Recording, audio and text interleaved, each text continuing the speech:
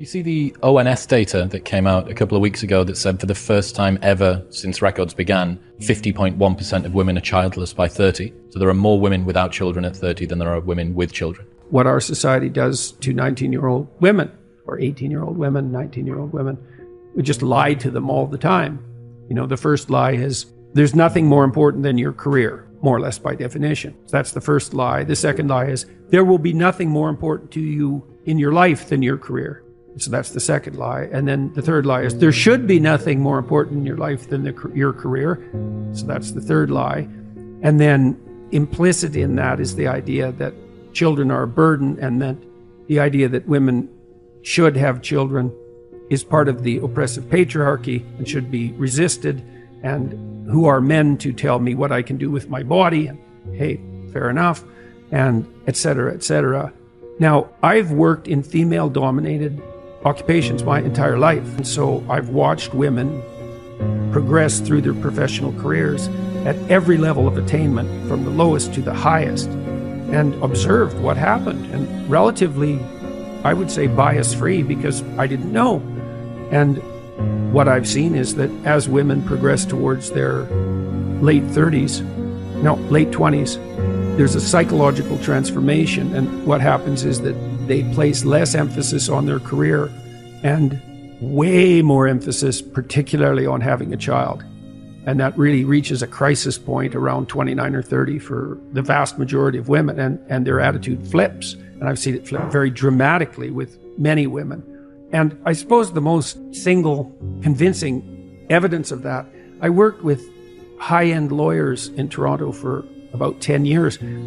I was part of an organization. We went to law firms, high-end law firms, and said, send us your most productive people, and we'll help them iron out whatever wrinkles there might still be in their life. And the advantage to them is that things will go better for them, and the advantage to you is they'll be even more productive.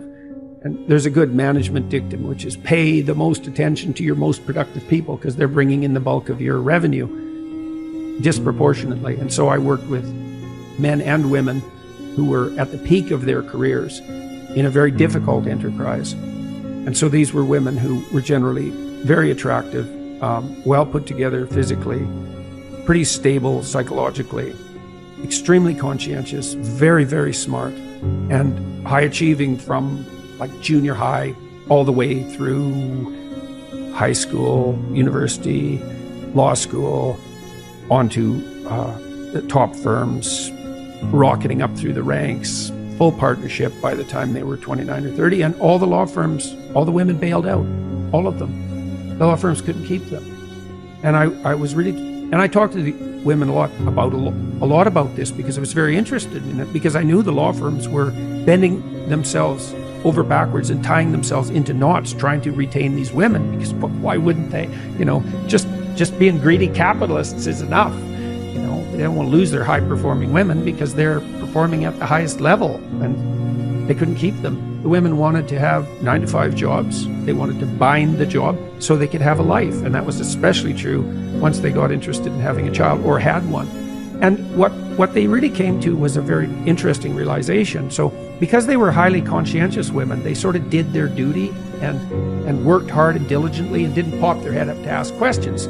They were in junior high, they got the best grades. They were in high school, they got the best grades, right till they reached partnership. But that's sort of an apogee, right? You hit partnership in a senior law firm, it's like you're at the top of your profession. Well, then what? Well, so then they looked around and they thought, here I am with all these like hyper-competitive men, perfectly willing to work 80 hours a week, non-stop, to stay at the top. What the hell are they doing? Because that's the real question.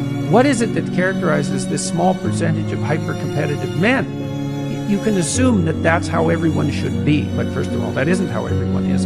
Or you can flip that and say, well, there's only a small minority of human beings that are willing to do this, to work flat out 8 hours a week. I mean, they're certainly being paid for it. Let's make no mistake about that. But well, what about the rest of life? Well, that's what the women ask. Why am I doing this? And that's a great question. Well, for men, there's a different answer than for women. It's a really different answer. And it isn't like the men are exactly thinking this through. It's more like this is an integral part of male motivation. The more successful you are as a man, the more women like you.